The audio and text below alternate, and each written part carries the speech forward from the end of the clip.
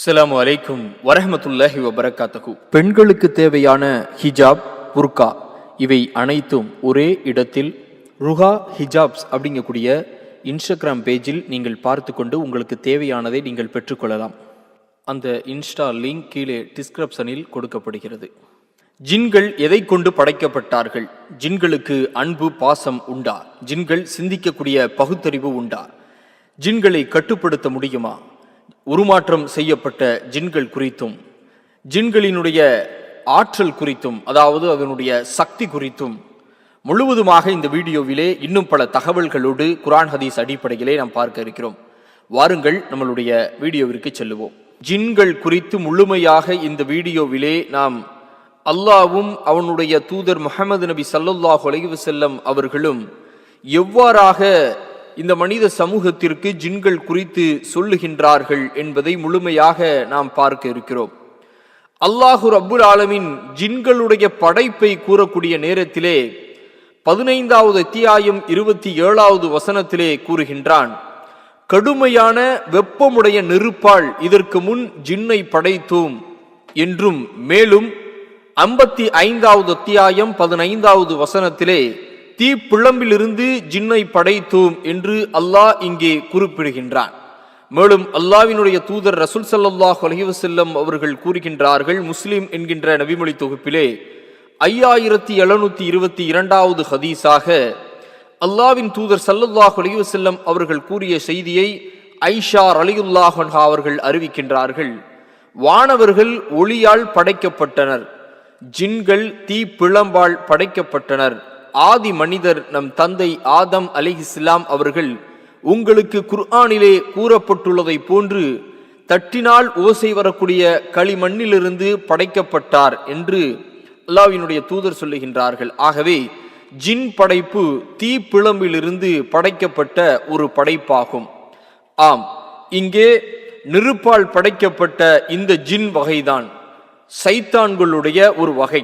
அல்லாஹு ரப்புல் ஆலமீன் குர்ஆனிலே 7வது அத்தியாயம் 179வது வசனத்திலே கூறக்கூடிய நேரத்திலே நம்மை போன்று ஜின்களுக்கும் பகுத்தறிவு கொடுக்கப்பட்டிருக்கிறது. அவர்கள் இது நல்லது, இது கெட்டது என்று நல்லுணர்வு பெற வேண்டும் என்பதற்காக அல்லாஹ் கூறுகின்றான், நிச்சயமாக நாம் ஜின்களிலும் மனிதர்களிலும் அநேகரை நரகத்திற்கென்றே படைத்துள்ளோம். அவர்களுக்கு இருதயங்கள் இருக்கின்றன, ஆனால் அவற்றை கொண்டு அவர்கள் நல்லுணர்வு பெறமாட்டார்கள். அவர்களுக்கு கண்கள் உண்டு, ஆனால் அவற்றை கொண்டு அவர்கள் இறைவனின் அத்தாட்சிகளை பார்ப்பதில்லை. அவர்களுக்கு காதுகள் உண்டு, ஆனால் அவற்றை கொண்டு அவர்கள் நற்போதனையை கேட்க மாட்டார்கள். இத்தகையோர் கால்நடைகளை போன்றவர்கள் இல்லை, அவற்றை விடவும் வழிகேடர்கள். இவர்கள்தாம் நம் வசனங்களை அலட்சியம் செய்பவர்களாவார்கள் என்று அல்லாஹ் இங்கே கூறுகின்றான். ஆக மனிதர்களை போன்று ஜின்களுக்கும் இதயம் இருப்பதாகவும் கண்கள் இருப்பதாகவும் கேட்பதற்கு காதுகள் இருப்பதாகவும் அல்லாஹு ரப்புல் ஆலமீன் 7வது அத்தியாயம் 179வது வசனங்களிலே குறிப்பிடுகிறான். அல்லாஹ்வினுடைய தூதர் நபிகள் நாயகம் ஸல்லல்லாஹு அலைஹி வஸல்லம் அவர்கள் சொல்லக்கூடிய செய்தி அஹ்மத் என்கின்ற நபிமொழி தொகுப்பிலே 3085வது ஹதீஸாகவும், தப்ரானி என்கின்ற நபிமொழி தொகுப்பிலே 4364வது ஹதீஸாகவும், ஜின்கள் சிலர் பாம்புகளாக உருமாற்றப்பட்டுள்ளனர் என்று நபிகள் நாயகம் கூறுகின்றார்கள். ஆகவே எல்லா பாம்புகளும் ஜின்கள் அல்ல, சில ஜின்களாக இருக்கும் என்று நபிகள் நாயகம் ஸல்லல்லாஹு அலைஹி வஸல்லம் அவர்களுடைய ஒரு சம்பவத்திலே ஒரு ஹதீஸ் இருக்கின்றது. அதை நாம் படித்தால் தெரிந்து கொள்ளலாம். அந்த செய்தி முஸ்லிம் என்கின்ற நபிமொழி தொகுப்பிலே 4502வது ஹதீஸாக இடம்பெறுகின்றது. வாய்ப்புள்ளவர்கள் முஸ்லிமை திருப்பி அதை பார்த்து கொள்ளலாம். அதை போல முஸ்லிமிலே 4504வது ஹதீஸாகவும் 2 ஹதீசுகள் இடம்பெறுகின்றன. அல்லாஹு ரப்புல் ஆலமீன் கூறுகின்றான், ஜின்களும் ஆண்கள் பெண்கள் என்று உண்டு என்று. ஆம், 72வது அத்தியாயம் 6வது வசனத்தில் நிச்சயமாக மனிதர்களில் உள்ள ஆண்கள் சிலர் ஜின்களில் உள்ள ஆடவர்கள் ஆண்கள் சிலரிடம் காவல் தேடிக் கொண்டிருக்கின்றனர்.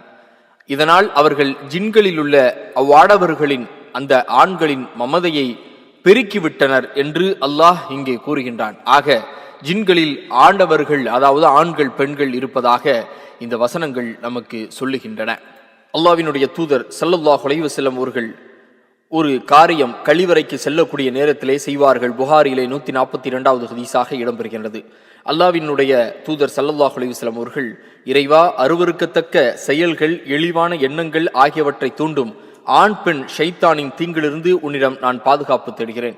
ஆக இதிலிருந்து ஜின்கள், ஷைத்தான்கள், ஆண் பெண் இருப்பதாக அல்லாஹ்வும் அல்லாஹ்வுடைய தூதரும் சொல்லக்கூடிய செய்தியை நாம் இப்பொழுது பார்த்தோம். அடுத்ததாக, ஜின்களும் இனப்பெருக்கம் செய்யும். ஆம், 18வது அத்தியாயம் 50வது வசனத்திலே, என்னையன்றி ஷைத்தானையும் அவனது சந்ததிகளையும் பிள்ளைகளையும் பொறுப்பாளர்களாக்கி கொள்கிறீர்களா? அவர்கள் உங்களுக்கு எதிரிகள், அநீதி இழைத்தோர், பகரமாக்கியது மிகவும் கெட்டது என்று அல்லாஹ் இங்கே கூறுகின்றான். ஜின்களுக்கும் அன்பு, பாசம், நேசம் இருக்கக்கூடிய செய்தியை அல்லாஹ்வினுடைய தூதர் ஸல்லல்லாஹு அலைஹி வஸல்லம் அவர்கள் சொல்லுகின்றார்கள். முஸ்லிம் என்கின்ற நபிமொழி தொகுப்பிலே 5312வது ஹதீஸாக, அன்புக்கு, அதாவது அன்பின் 100 பாகங்கள் அல்லாஹ்வுக்கு உரியது. அதிலே ஒரே ஒரு பாகத்தை மனிதர்களுக்கும் ஜின்களுக்கும் மிருகங்கள், ஊர்வன ஆகியவற்றுக்கும் இடையே இறக்கினான் என்று இங்கே அல்லாஹ்வுடைய தூதர் சொல்லுகின்றார்கள். ஆகவே நமக்கு எப்படி பாசம் நேசம் இருக்குமோ அதுபோன்று ஜின்களுக்கும் இருப்பதாக இங்கே அல்லாஹ்வினுடைய தூதர் சொல்லுகின்றார்கள். அதை போன்றுதான் மிருகங்களுக்கும் இருப்பதாக சொல்லுகின்றார்கள். ஒரு தாய், ஒரு மிருகத்தாய், அதாவது ஒரு மான் தன்னுடைய கன்றுக்குட்டியை எப்படி நேசிக்கும் நாம் எல்லோரும் பார்த்திருப்போம். அது அல்லாஹ்வினுடைய அன்பை கொண்டது. ஆக அருமை சகோதரர்களே, ஜின்களுக்கும் இங்கே அன்புகள் இருப்பதாக அல்லாஹ்வினுடைய தூதர் சொல்லுகின்றார்கள். மேலும் ஜின்களும் இறக்கக்கூடியவர்களே, அல்லாஹ்வினுடைய தூதர் ஸல்லல்லாஹு அலைஹி வஸல்லம் அவர்கள் சொல்லுகின்றார்கள். புகாரி என்கின்ற நபிமொழி தொகுப்பிலே 7383வது ஹதீஸாக நபிகள் நாயகம் ஸல்லல்லாஹு அலைஹி வஸல்லம் அவர்கள் ஒரு பிரார்த்தனை ஒன்றை செய்தார்கள். இறைவா, உன் கண்ணியத்தின் பெயரால் பாதுகாப்பு கோருகிறேன். உன்னை தவிர வேறு இறைவன் இல்லை. ஜின் இனத்தாரும் மனித குலத்தாரும் இறந்து விடுவார்கள், ஆனால் நீ இறக்க மாட்டாய் என்று சொல்லுகின்றார்கள். ஆக இதிலிருந்து ஜின்களும் மனிதர்களும் இன்ன பிற அனைத்தும் இறந்துவிடும். ஆனால் அல்லாஹ் தனித்தவன், அவன் இறப்பு கிடையாது, அவனுக்கு பிறப்பு கிடையாது என்பதை இங்கே நாம் கவனத்தில் கொள்ள வேண்டும். ஜின்களுடைய ஆற்றல் குறித்து அல்லாஹு ரப்புல் ஆலமீன், அதாவது ஜின்கள் வலிமை மிக்க ஒரு படைப்பு என்பதை அல்லாஹ் 27வது அத்தியாயம் 38வது வசனத்திலே நபி சுலைமான் அலைஹிஸ்ஸலாம் அவருடைய காலகட்டத்திலே நடந்த ஒரு அற்புதமான வரலாற்றை கூறுகின்றான். அதாவது பக்கத்து நாட்டு அரசி இணை வைத்து கொண்டிருந்தக்கூடிய காலகட்டத்தில் சுலைமான் அலைஹிஸ்ஸலாம் அவர்கள் அந்த அரசவையிலே இருந்த ஜின்களுக்கு சொல்லுகின்றார்கள். அப்போது அதிலே ஜின் ஒன்று கூறியது, நீங்கள் உங்கள் இடத்திலிருந்து எழுப்பதற்கு முன் அதை நான் உங்களிடம் கொண்டு வந்து விடுவேன். நிச்சயமாக நான் அதற்கு சக்தியுள்ளவனாக, நம்பிக்கை உரியவனாக இருக்கிறேன் என்று அந்த ஜின் கூறியது. உங்களுடைய கண் மூடி திறப்பதற்குள் அதை உங்களிடம் கொண்டு வந்து விடுவேன் என்று அந்த ஜின்கள் கூறியது. ஆக அந்த ஜின்களும் சுலைமான் அலைஹிஸ்ஸலாம் அவர்கள் எழுவதற்கு முன்பாகவே அந்த சிம்மாசனத்தை, அந்த ராணியினுடைய சிம்மாசனத்தை அந்த பக்கத்து ஊரிலே இருந்து இங்கே கொண்டு வந்தக்கூடிய ஆற்றலை அல்லாஹ் வர்ணித்து பேசுகின்றான் திரு குர்ஆனிலே. இப்போது ஜின்களை நாம் வசப்படுத்த முடியுமா என்பதை நாம் பார்க்கலாம். அல்லாஹு ரப்புல் ஆலமீன் குர்ஆனிலே 38வது அத்தியாயம் 35வது வசனத்திலே சுலைமான் அலைஹிஸ்ஸலாம் அவர்கள் கேட்ட ஒரு பிரார்த்தனையை இங்கே கூறுகின்றான். என் இறைவனே, என்னை மன்னித்தருள்வாயாக, அன்றியும் பின்னர் எவருமே அடைய முடியாத ஓர் அரசாங்கத்தை எனக்கு நீ கொடை அளிப்பாயாக. நிச்சயமாக நீ மாபெரும் கொடையாளி ஆவாய் என்று கூறினார். ஆகவே நாம் அவருக்கு காற்றை வசப்படுத்தி கொடுத்தோம். அது அவருடைய கட்டளைப்படி அவர் நாடிய இடங்களுக்கெல்லாம் இலகுவாக அவரை சுமந்து சென்று கொண்டிருந்தது. மேலும் ஜின்களை நாம் வசப்படுத்தி கொடுத்தோம். இப்படியாக சுலைமான் அலைஹிஸ்ஸலாம் அவர்கள் யாருக்கும் இதற்கு பிறகு கிடைக்காத ஒரு அரசாங்கத்தை எனக்கு இறைவானி தாய் என்று கேட்டபோது அவ்வாறே நாம் செய்தோம் அவருக்கு என்று அல்லாஹ் இங்கே சொல்லி முடிக்கிறான். அப்படி என்றால் யாருக்கும் கிடைக்காத ஒரு பாக்கியம்தான் ஜின் வசப்படுத்தி அல்லாஹ் கொடுக்கிறான், காற்றை வசப்படுத்தி கொடுக்கிறான். ஆகவே ஜின்னை வசப்படுத்த முடியுமா என்றால் நிச்சயமாக முடியாது. இங்கே அல்லாஹ் சொல்லக்கூடிய இந்த வசனத்தின் அடிப்படையில் நாம் சொல்லுகின்றோம்.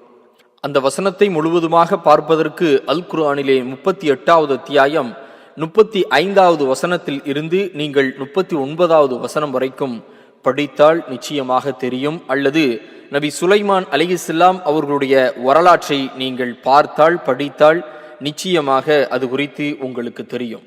அதை போல முஹம்மது ஸல்லல்லாஹு அலைஹி வஸல்லம் அவர்களுக்கு ஒரு நாள் தொழுகையிலே ஜின் இடையூறு செய்த போது அந்த ஜின்னை அவர்கள் கட்டி வைத்தார்கள். இந்த செய்தி புகாரியிலே 461வது ஹதீஸாக இடம்பெறுகிறது. அப்போது அந்த ஜின்னை கட்டி வைத்த போது பிறகு கொஞ்ச நேரத்திலே அவிழ்த்து விட்டார்கள். நபித்தோழர்கள் எல்லாம் என்ன ஆயிற்று என்று கேட்டபோது, ஒரு ஜின் நேற்றிரவு நான் தொழுது கொண்டிருக்கக்கூடிய நேரத்திலே எனக்கு திடீரென்று இடையூறு செய்ய வந்தது. நான் அதை கட்டி வைத்தேன். ஆனால் சுலைமான் அலைஹிஸ்ஸலாம் அவர்கள் கேட்டார்கள், இறைவா, எனக்கு பின் வேறு எவருக்கும் நீ வழங்காத ஒரு ஆட்சியை எனக்கு வழங்குவாயாக என்ற என் சகோதரர் சுலைமான் அலைஹிஸ்ஸலாம் அவர்கள் செய்த வேண்டுதல் எனக்கு நினைவுக்கு வந்தது. அதனால் நான் அதை அவிழ்த்து விட்டு விட்டேன் என்று நபி முஹம்மது ஸல்லல்லாஹு அலைஹி வஸல்லம் அவர்கள் சொல்லுகின்றார்கள். ஆக இங்கே முஹம்மது ஸல்லல்லாஹு அலைஹி வஸல்லம் அவர்களுக்கு அல்லாஹ் கட்டுப்படுத்தக்கூடிய ஆற்றலை கொடுக்கவில்லை, மாறாக காத்து கொள்ளுகின்ற ஆற்றலை மட்டுமே கொடுத்தான். அதாவது கட்டி வைத்துக் கொள்ளலாம், ஆனால் அங்கே அவிழ்த்து விட்டவுடன் அந்த ஜின் ஓடிவிட்டது என்ற செய்தியும் இங்கே கவனத்தில் கொள்ள வேண்டும். அருமை சகோதரர்களே, சுலைமான் அலைஹிஸ்ஸலாம் அவர்களுடைய அந்த வரலாற்றை, அதாவது அந்த பக்கத்து நாட்டு அரசிக்கும் சுலைமான் அலைஹிஸ்ஸலாம் அவர்களுக்கும் நடந்த அந்த உரையாடல் நீங்கள் பார்ப்பதற்கு தமிழ் குர்ஆன் டிவியிலே நாம் ஒரு வீடியோவாக பதிவு செய்திருக்கிறோம். அடுத்ததாக அருமை சகோதரர்களே, இந்த ஜின் என்பது சைத்தானுடைய ஒரு இனம். இப்போது இந்த ஷைத்தான் எப்படி மனிதர்களை வழிகெடுக்கிறான், ஷைத்தானுக்கு இருக்கக்கூடிய ஆற்றல் என்ன, சைத்தான் எதை கொண்டு நம்மை வழிகெடுக்க செய்கிறான் என்பதையெல்லாம் முழுமையாக ஷைத்தான் என்கின்ற அடுத்த வீடியோவிலே ஷைத்தான் குறித்து முழுவதுமாக நாம் இன்ஷா அல்லாஹ் பார்ப்போம். எங்களுடைய வீடியோக்கள் உடனுக்குடன் கிடைப்பதற்கு கீழே இருக்கக்கூடிய சப்ஸ்கிரைப் பட்டனை அழுத்தி பக்கத்திலே வரக்கூடிய பெல் ஐக்கானையும் அழுத்திக் கொள்ளுங்கள்.